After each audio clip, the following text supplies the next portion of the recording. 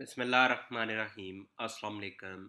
दो तरह की जजमेंट्स आपके सामने यहाँ बयान कर रहा हूँ। एक ये है कि हकशुफ़ा के केसेस में क्या स्टे मिलता है, और दूसरा कि अगर कोई शख्स स्टाम्प पेपर पे रकबा ख़रीदता है तो क्या वो आगे वही रकबा स्टाम्प पेपर पे फ़रोख्त कर सकता है। हकशुफ़ा पे पहले आते हैं। इसमें थोड़ा सा आप जहन में रख लें कि ये दावा होता क्या है कि एक बंदा रकबा ख़रीदता है तो दूसरा आगे कहता है कि नहीं, मेरा हक पहले था। तो वो अदालत में चला जाता है कि जनाब ये रकबा मैंने ख़रीदना था, मेरा इस पे हक बनता है, मैं इस रकबे में ऑलरेडी मालिक हूँ, या मैं नेबर हूँ, या कोई एक ऐसी वजह वो बयान करता है जिस वजह से वो कहता है कि मेरा पहला हक है। अब बात ये आती है कि जिस शख्स ने रकबा ख़रीद लिया, क्या वो उस रकबे पे तामीरात कर सकता है, उस पे काश्तकारी कर सकता है, या उसको आगे फ़रोख्त कर सकता है, क्योंकि उसके ऊपर तो केस हो गया है। तो इसमें भी बात होने लगी है कि क्या अदालत स्टे ग्रांट करेगी, उस शख्स को रोक देगी तामीरात से, यानी जिसने ख़रीद लिया है, या बेचने से। तो इसमें अदालत ये कहती है, in a suit for preemption, इसे प्रीएम्पशन का सूट कहती हैं जो अकशुफा का दावा होता है, temporary injunction could not be granted against a bona fide purchaser nor he could be restrained from raising construction at his own risk and cost. अदालत ये कह रही है कि उस शख्स को रोका नहीं जा सकता जिसने वो रकबा ख़रीदा है। क्यों? उसने तो बिल्कुल सही तरीके से रकबा ख़रीदा है। अब दूसरा शख्स आगे कहता है कि नहीं, मेरा हक पहले था। वो आगे ये नहीं कह रहा कि इसने गलत ख़रीदा है, वो सिर्फ़ ये कह रहा है कि मेरा हक पहले बनता था। तो अब अदालत ये कहती है जब तक वो केस चलेगा, हम उसको रोक नहीं सकते कि वो पहला बंदा जिसने असल ख़रीदा है कि वो उस पे तामीरात ना करे, या सपोज़ उस पे काश्तकारी वग़ैरह ना करे।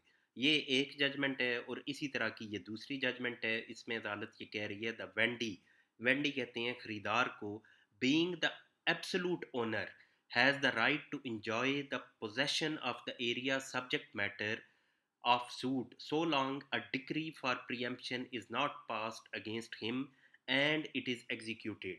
कि जब तक उसके खिलाफ, यानी जो असल खरीदार है, जब तक उसके खिलाफ डिक्री पास नहीं हो जाती, उसको रोका नहीं जा सकता किसी भी तरह के कब्ज़े पे, या तामीरात पे, या दीगर किसी भी काम से।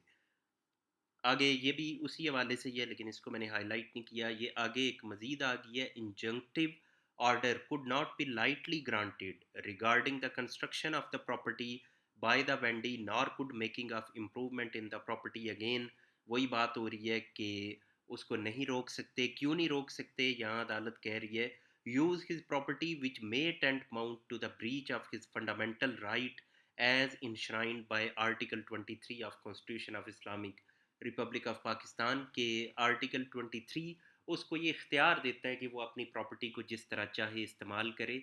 तो अब उसके ऊपर क्योंकि हकशुफ़ा का दावा हो गया है, तो इसलिए हम रोक नहीं सकते उसको कि वो अपनी प्रॉपर्टी को यूज़ करे।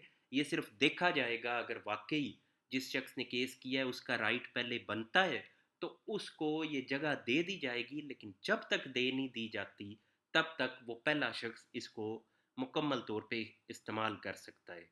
ये तमाम जजमेंट्स इसी हवाले से हैं, यही बातें इनमें रिपीट हो रही हैं। ये एक आगे मज़ीद जजमेंट है जिसमें एक डिफरेंट बात थोड़ी की गई है। यहाँ ये डिस्कस हुआ इस जजमेंट में कि क्या वो शख्स रकबा फ़रोख्त भी कर सकता है, यानी जिस शख्स ने ख़रीद लिया है, जिस पे दावा दायर हो गया है, अगर वो दौराने दावा रकबा को फ़रोख्त करना चाहे तो अदालत कहती है यस, वो कर सकता है, क्योंकि उसके ऊपर स्टे जब उसको दिया ही नहीं गया तो लिहाजा वो तामीरात भी कर सकता है, फ़रोख्त भी कर सकता है।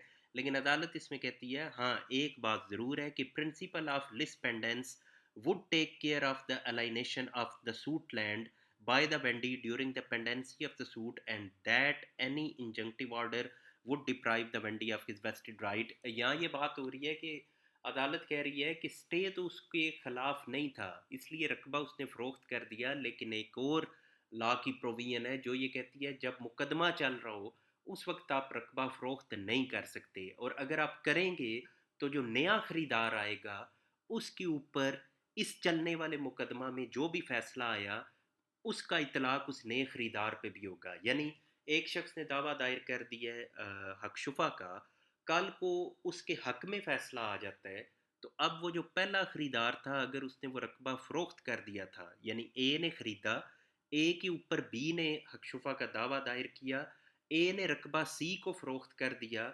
اب اگر بی کے حق میں فیصلہ آ جاتا ہے تو اس فیصلے کا اطلاق سی کے اوپر بھی ہوگا. یہ بات یہاں بیان کی جا رہی ہے.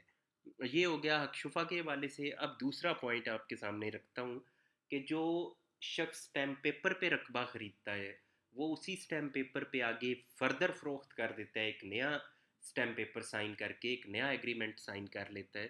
تو عدالت اسے یہ کہہ رہی ہے the second party had specifically been granted authority to enter into an agreement with a third party without the intervention of the original owners. پہلے یہ بات ذہن میں رکھیں کہ ایک شخص ہے، ایک پراپرٹی کا مالک ہے، اس نے وہ پراپرٹی بیچ دی ہے اسٹیمپ پیپر کے اوپر.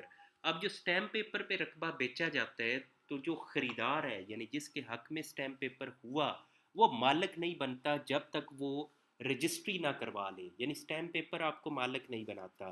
لیکن یہاں یہ بات ہو رہی ہے کہ اگر اس اسٹیمپ پیپر میں یہ بات لکھ دی گئی ہے کہ یہ جو خریدار ہے یہ آگے کسی اور کو کے ساتھ ایگریمنٹ کر سکتا ہے، کسی اور کو اسٹیمپ پیپر لکھ کے دے سکتا ہے، تو پھر عدالت یہ کہہ رہی ہے کہ اب کیونکہ اس کو یہ اختیار تھا لہٰذا اس نے یعنی جس نے اسٹیمپ پیپر پہ رقبہ لیا اس نے آگے کسی اور کو اسٹیمپ پیپر پہ فروخت کر دیا تو ایسی فروخت وہ لیگل ہوگی. کیوں؟ کیونکہ اس پہلے ایگریمنٹ میں یہ بات لکھ کر دے دی گئی تھی کہ میں تمہیں یہ بھی اختیار دے رہا ہوں، یعنی یہ میں رقبہ تمہیں بیچ رہا ہوں، تم چاہے اس کو رجسٹری کرواؤ یا چاہے اس کو آگے فروخت کرو، کسی کے ساتھ ایگریمنٹ کرو. لہٰذا اگر اس نے ایگریمنٹ کر لی ہے تو اس کے پاس یہ اختیار تھا.